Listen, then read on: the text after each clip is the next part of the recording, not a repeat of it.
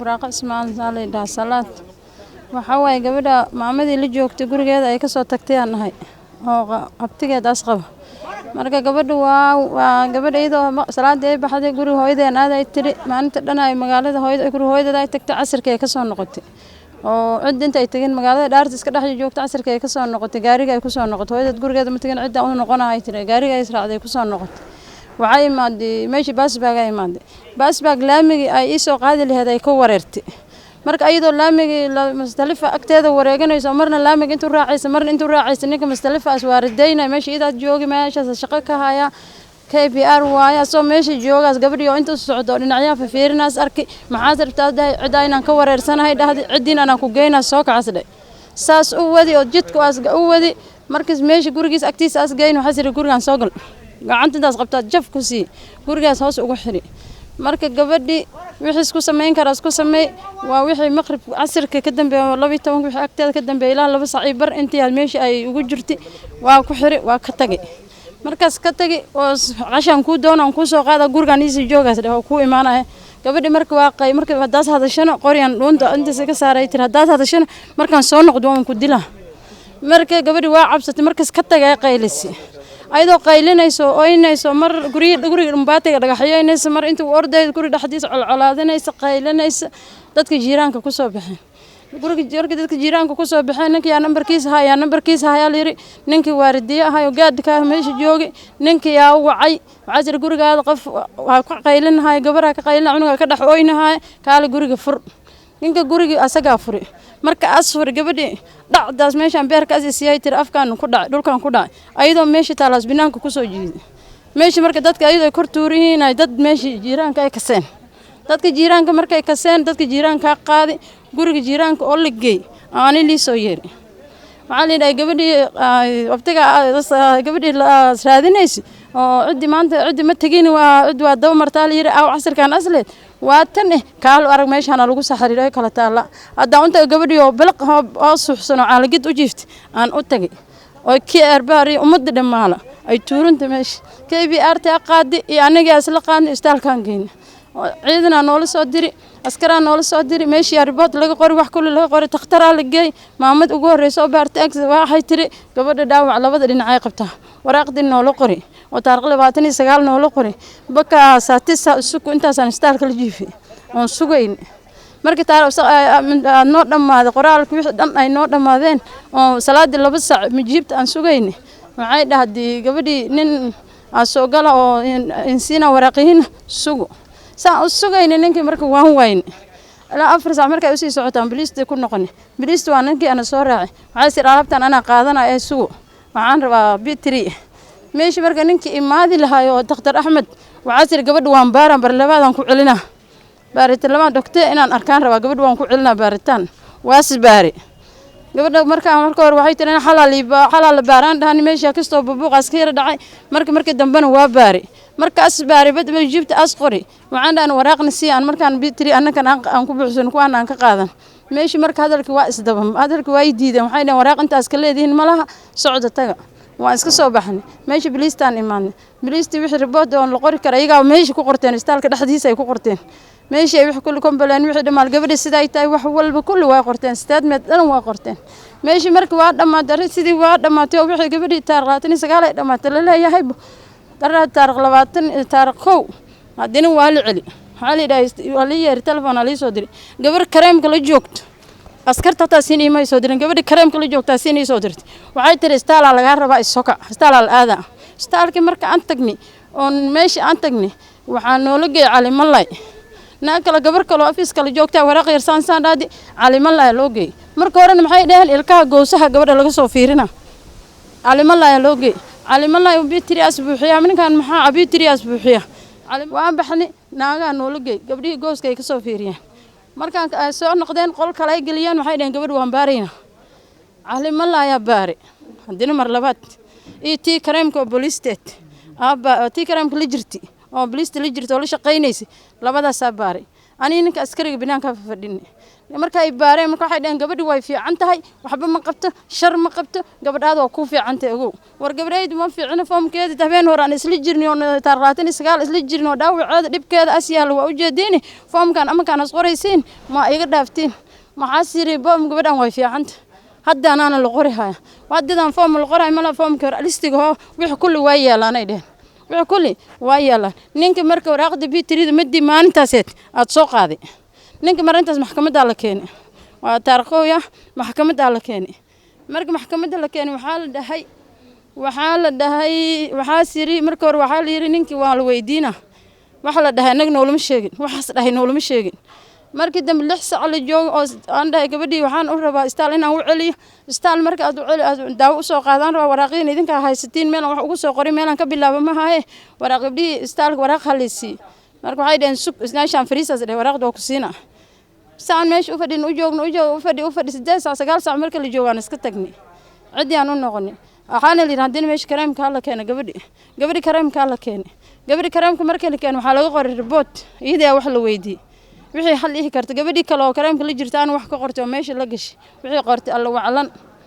marka arintii sidaan arin kulul oo macna la aan u ogeynay sheel waxa la yiraahdaa foomka hormaha foomkan kala gadaal dambe ninkii waabla dayba taarqo casirka waabla dayba boonda loo qaad lacag la dhigi marka waxay dhaheen meel walba waxa waay qarash la dhigi ninka boonda loo gooy marka miskiin aan xaq lahayn oo shilin haysanin nin lacag leh hada intaas meel walba wax dhigtaas wax ka dhamaysanay cunugta miskiinka ay dhibka qabto ay mandhicirka haysato xaaladana u dambeysay ay dhinaca dhul dhigin oo saaxan mandhicirka haysato ninkina la deeyo lis hormar maray hada wax dhib oo dhac dawladda ay noo warsanin hada wayda dadka isku dirays askarti soo qaad way u jeed habeenkaas wax meeshii yaalay cunugtaas inay saxariir ahayd labadeeda lagood ay kala taale ay dhibana ahayd marka hadii wax dhib ay dhacaan ayada kale dadka isku lahaysay ayadoo wax dhib banaanka ka dhacay ayadoo dadka isku lahaysay ilaa cunuga dad dhalay dur laga ma soo qaaday laba qabiil ayada isku dilahays ayada laba qabiil isku dilay dawladda kay waxa ka codsanayna bilistaan inay wax noo qabat meeshka nyaji maaha waa meel office oo dawladkeeda oo sirkaale inay wax noo qabato ma meel kinyaji oo dad iska leeyahay ma istaalkii dad iska leeyahay oo iyaga waraaqay isku xareysteen meel qorteen oo cali malay maxaa meesha shaqo ku dhigi maxaa shaqo ku dhigi gabadhaas goosaha loo diri maxaa baaritaan labaad loogu celiyo kiisaan qabnaa taas dacwaan ka nahay ninkaas waxa gabadhaas mar labaad u baari kiisaan ka qabnaa dacwaan ka nahay ana nuuri macal musdaf taar 29 ya gabarniga xoogay oo laga afdoobi baasbaak oo qoryan dhunta ka saara oo yiri nin oo KBR rafaadi gabadha aniga waa dhib qabaa waa rafaasanta gabadhayda in wax leey qabtaan rabaa marka isbitaalka la geey marka ninkan boona lagu soo deey ninka banaanka wareeganaya marka waxa weeye in wax leey qabta aan rabaa in ninkaas la xiro cimri xarag laga dhigo ninka banaanka wareeganaya waxa soo wataa boono as banaanka wareeganaya gabadhaydan daawo lama siinin waraaq waa waaye waraaqda sidoo sugay ilaa 8 saac aan isbitaalka soo tagay waraaqda muhiimkeeda daawo lagu siin lahay waan waaye marka dhibkaas ay haysto dawladda saasa ogaat waxba wax noo suurtagalay mana waxay dawladda noo qabatay mana anaga oo nagu jiiftaa dawladda waana basbaasayna anaga kuma galno cunugayna waa dhib qaba xal way saaxani ways dhibaato sheeganay waa kiliya ima dhicira haysataa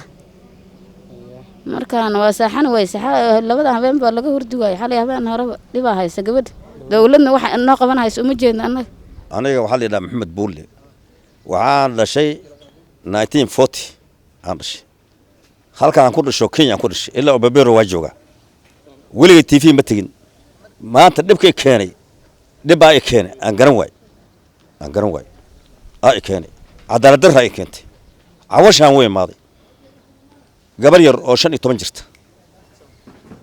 aan nin xoogi mid waa mar waa reeb marna waa laba heshiisi marna waa afdub oo qafl afdub tan ma aha robbery ma aha ma aha reeb ma aha laba heshiisi guri gashay ma aha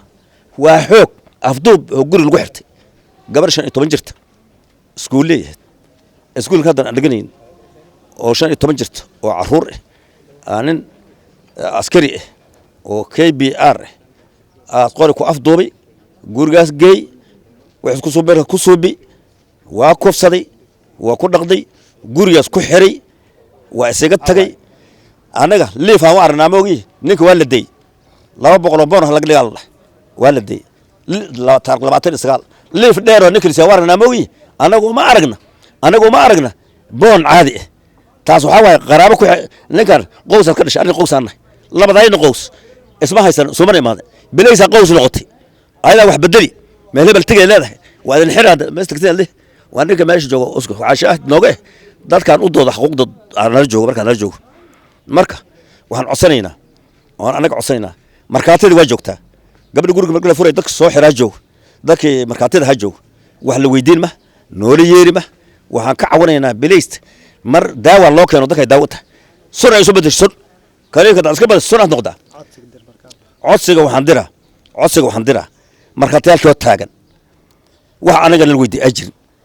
liif dheer nikilsi uma aragna aniga taas uma arka boon uma arka liif dheer waaye taar 29 dhahay nama afacdo bilis dadka isku dili ehelkayga wiil ka dhashay aniga ehelka wiilka ka dhashay eedamahid aniga ehelkayne waaba ninka markaan aragna si kala la noqona ninka suuq lagu sii day taariikhdii waxa badan waxa jirta waxa joog markaatiyaalka joog kuwait waa arki jirnay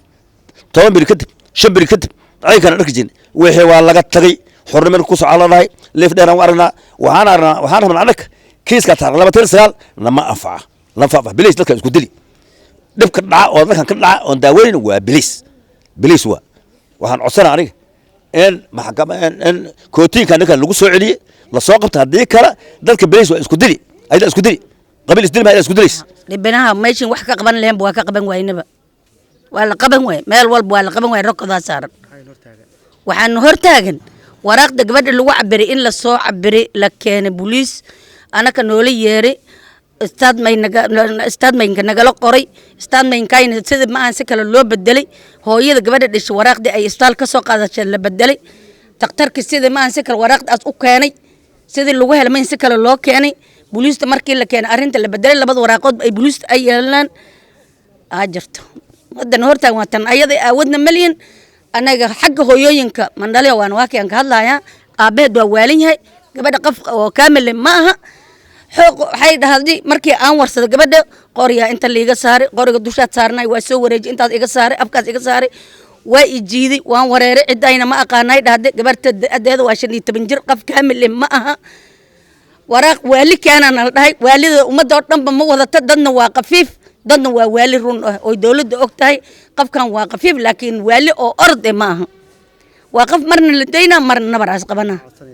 waxaan codsanaa dawladda inay wax ii qabato accountiga iyo national liiga qabta ninkaas far kulo dawladda waxay u dirtay ninkaas gabdhaha inaad farxumay looma dirin waxa loo diray in securitykaas caliyay waxa la yiri masaajid col hadaa dhac masaajida lagu cararaa